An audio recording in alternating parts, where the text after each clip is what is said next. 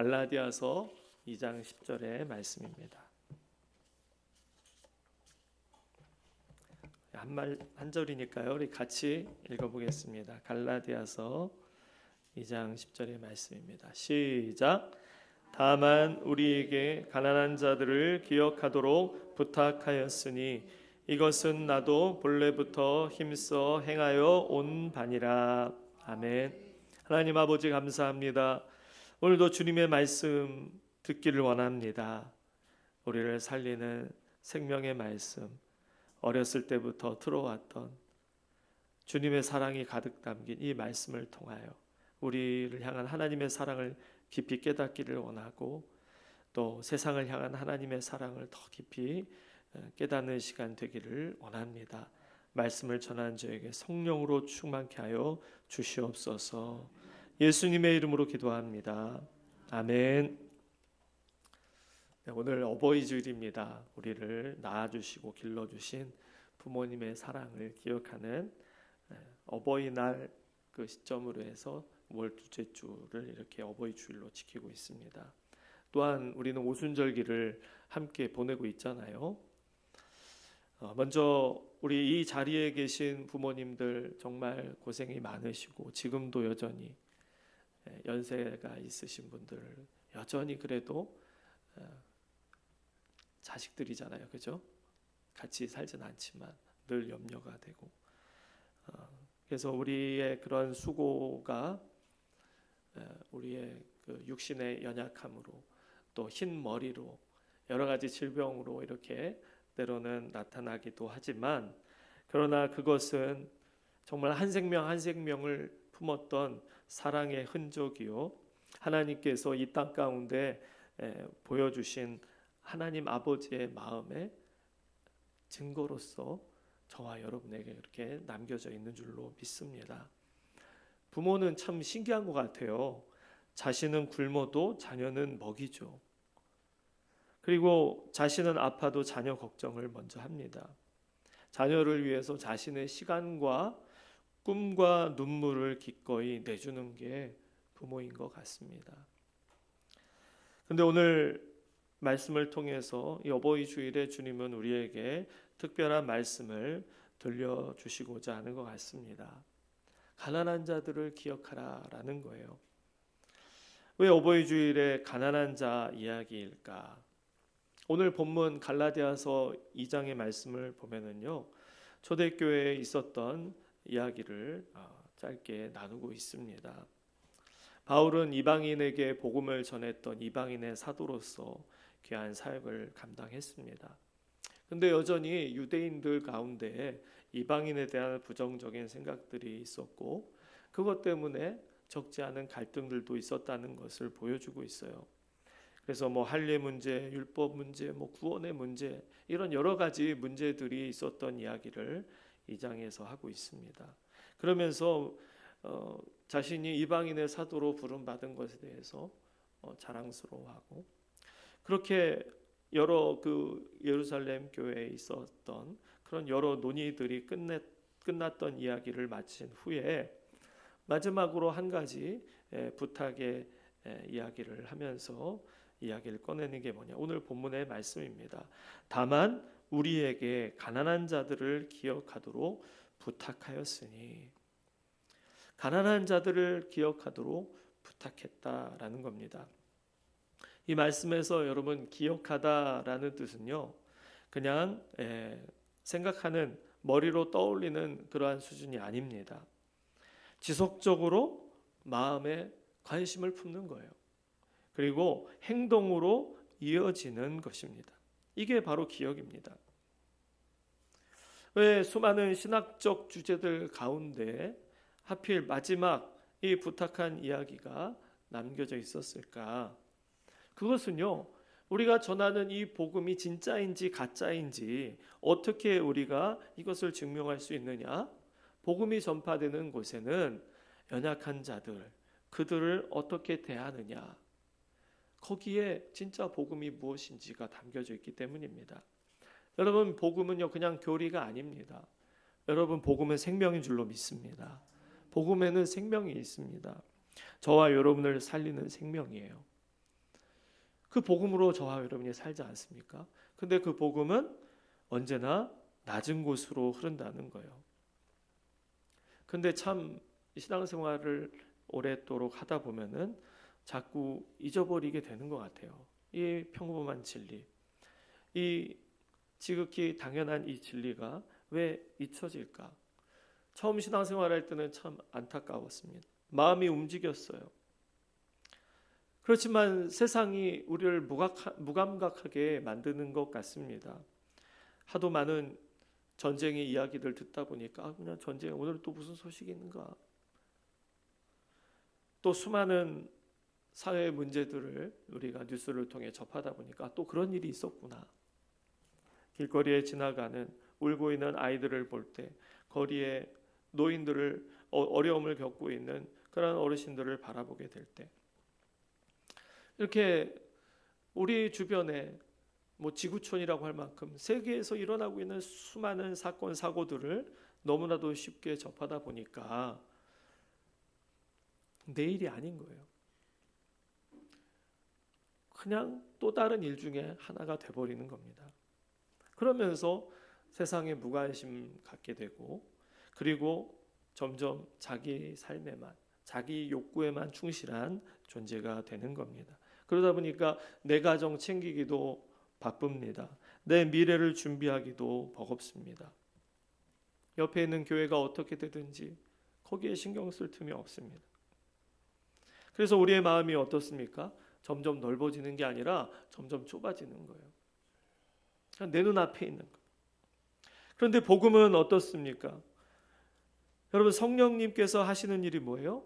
우리의 시선을 나에게서 이웃에게로 넓히시는 것. 그게 성령님께서 하시는 일이지 않습니까? 나만 바라보던 인생에서 이웃을 바라보게 만드는 겁니다. 오순절의 성령의 역사가 바로 이러한 것이었다는 거예요. 여러분, 성령의 역사가 무엇이에요? 성령 충만함 받아서 막 방언을 말하는 것. 여러분, 그것이 전부가 아닙니다. 자기 것만 붙들고 살았던 사람들이 어떻게 했어요? 자기 것을 나누기 시작했어요. 사도행전 2장에서 이렇게 말씀하죠. 재산과 소유를 팔아 각 사람의 필요를 따라 나누어 주며. 성령의 세례, 성령의 충만함을 단지 개인의 영적 체험으로만 생각하는 경향이 있는데 그게 아닙니다. 성령의 역사는요, 타인의 아픔을 보게 하는 하나님의 능력인 것입니다. 내 삶의 경계를 넘어가게 하시는 거예요. 그것이 바로 하나님의 마음이 우리에게 부어졌을 때, 성령님께서 임하셨을 때 일어날 수밖에 없는 일인 것입니다. 여러분, 오순절 이후에 교회가 생겨나기도 했지만 공동체가 완전히 달라졌습니다.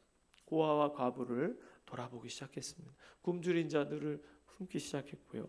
이방인들을 가족으로 받아들이기 시작했습니다. 벽들이 허물어지기 시작했어요. 왜 그렇습니까? 성령님께서 임하셨을 때 사람들의 마음을 하나님의 마음으로 바꾸셨기 때문인 것입니다. 그렇다면 성경에서 말하는 가난한 자는 어떤 사람일까요? 성경에 보면은 대표적인 사람들이 있죠. 누굽니까? 고아와 과부, 나그네들 있지 않습니까? 이 사람들의 공통점이 뭘까? 우린 단순히 그냥 돈이 없는 사람들, 경제적으로 참 어려운 사람들. 오늘 세상에도 경제적인 그런 조건들을 따라서 뭐 집이 있느니, 차가 있느니, 소득이 얼마니 하면서 우리가 이 시대에서 어떤 삶의 그 기준을 정하지 않습니까? 그런데 성경에서는 이 고아와 과부, 나그네 이 사람들을 왜 가난한 자라고 할까? 왜 이들에게 마음을 쏟아야 된다라고 할까?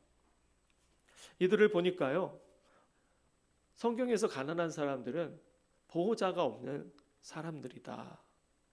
보호자가 없는 사람들이라 그런 생각을 하게 됐습니다.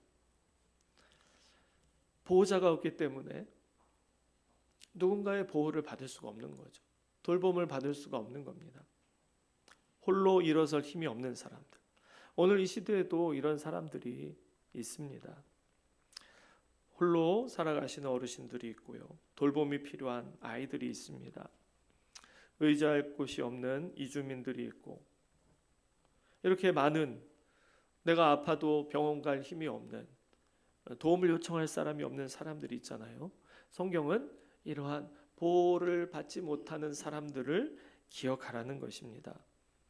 왜냐하면 왜 그렇습니까? 하나님께서 그들의 아버지가 되어주시기 때문입니다. 시편에 이렇게 말씀하고 있어요. 하나님은 고아의 아버지시며 과부의 재판장이시라. 여러분, 그렇기 때문에 하나님이 우리의 아버지시요, 또 이러한 돌봄이 필요한 가난한 자들의 아버지시기 때문에 그들은 우리의 부담거리가 아니라 우리의 가족이 되어야 된다라는 겁니다. 여러분, 가족은 계산하지 않잖아요. 심지어 내가 손해보기까지 하지 않습니까? 형제가 굶고 있는데 혼자 배부르게 먹으면서 행복해할 사람은 없습니다.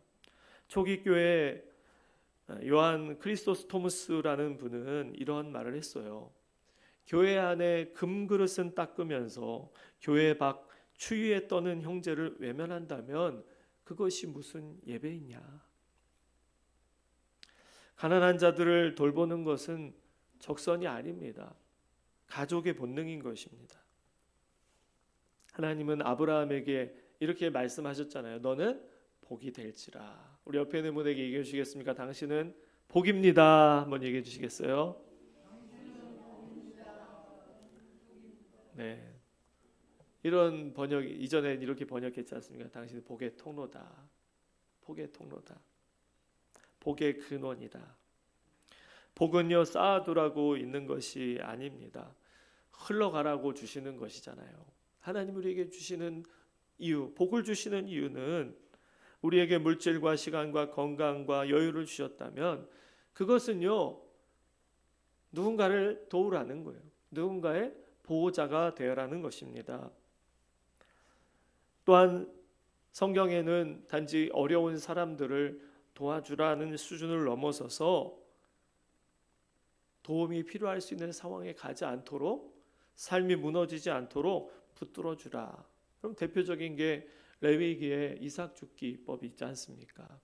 가난한 자들을 위해서 모퉁이의 별을 베지 않고 떨어진 이삭을 줍지 않는.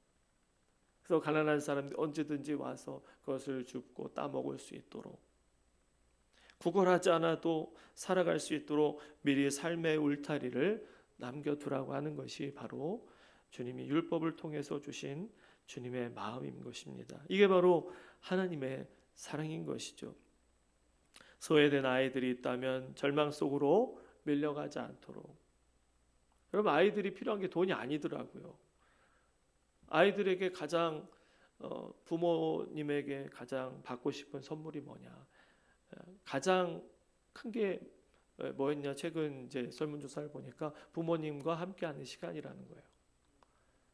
뭘 사주세요, 뭘 사주세요. 그게 아니라 부모님과 함께 시간을 갖고 노는 거.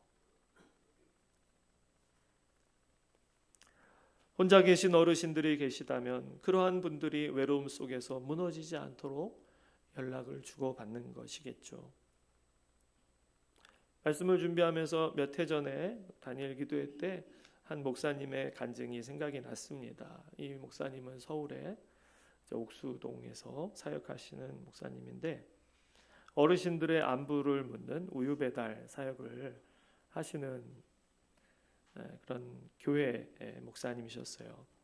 홀로 사시는 어르신들 집 앞에 우유를 놓고 가는 사역을 하시는 겁니다.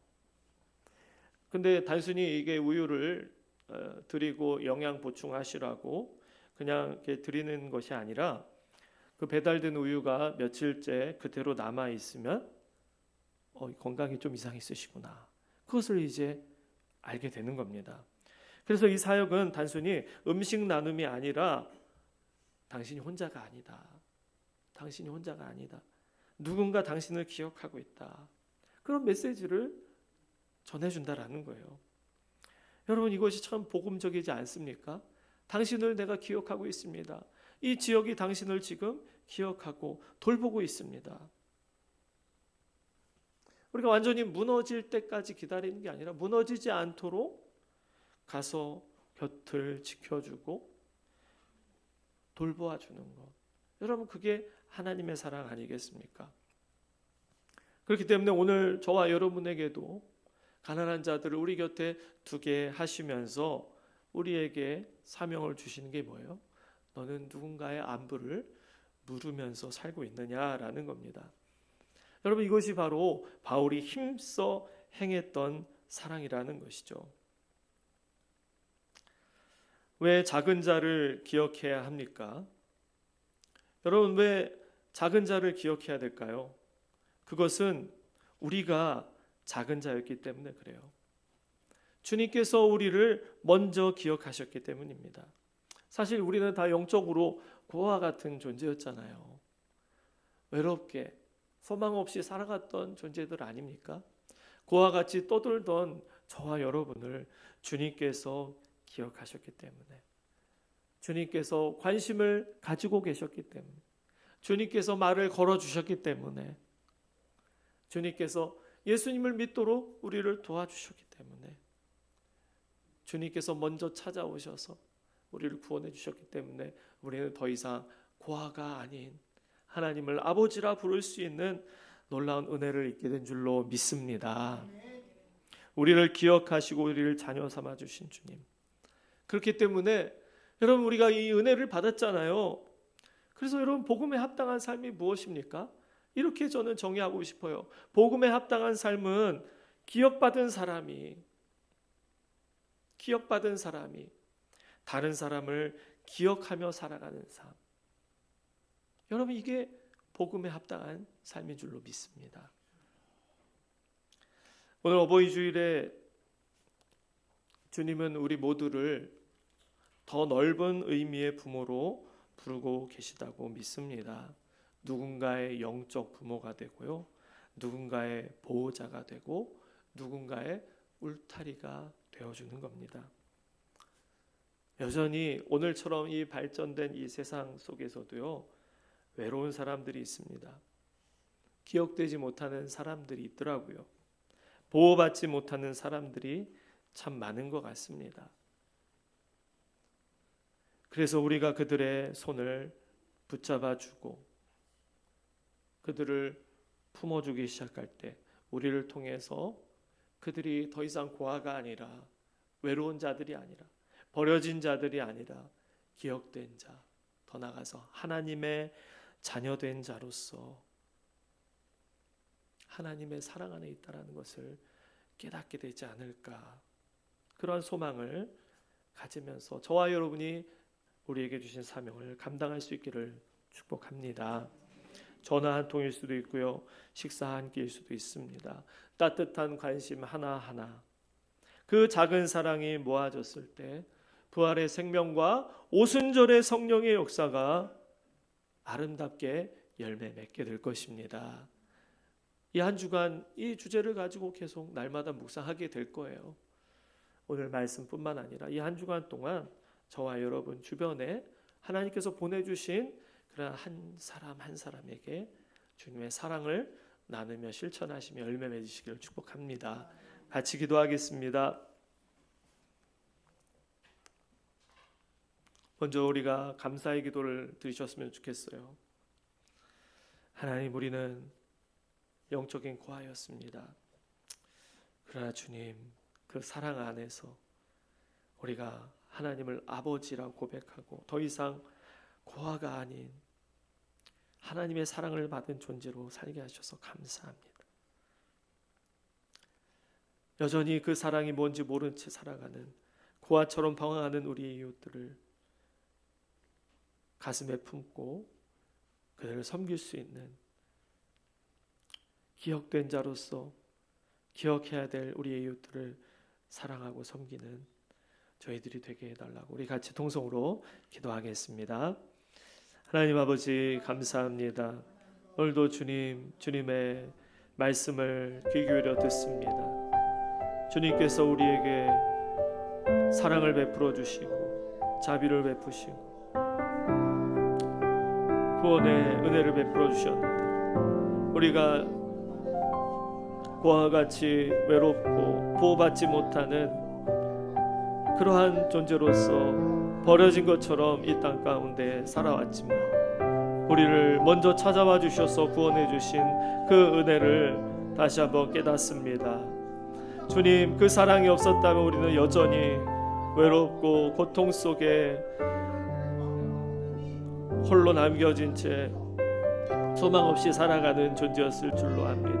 그러나 주님, 주님의 사랑을 깨닫고 주님의 은혜를 누린 이후에 새로운 삶을 살게 되었습니다. 그 삶을 우리의 이웃들도 살아갈 수 있게 도와주옵소서. 연약한 우리의 이웃의 돌봄이 필요한 우리의 아이들, 또한 외롭고 버려진 것처럼 느껴지는 우리 주변에 그런 많은 또 어르신들이 있습니다. 주님, 우리의 이웃들 조금만 더 귀 기울여 듣고 들여다볼 때에 하나님의 사랑이 필요한, 보호가 필요한 우리의 이웃들을 바라보며 주님의 사랑을 나누는 저희들이 되게 해 주시옵소서. 그 사랑이 흘러가서 우리의 삶의 구석구석에 미치게 해주시고 하나님 나라가 주님 우리의 삶의 영역 속에 지역 가운데서 우리가 만나는 모든 사람들 가운데 확장되도록 하나님 인도해 주시옵소서. 감사드렸고 예수님의 이름으로 기도합니다. 아멘.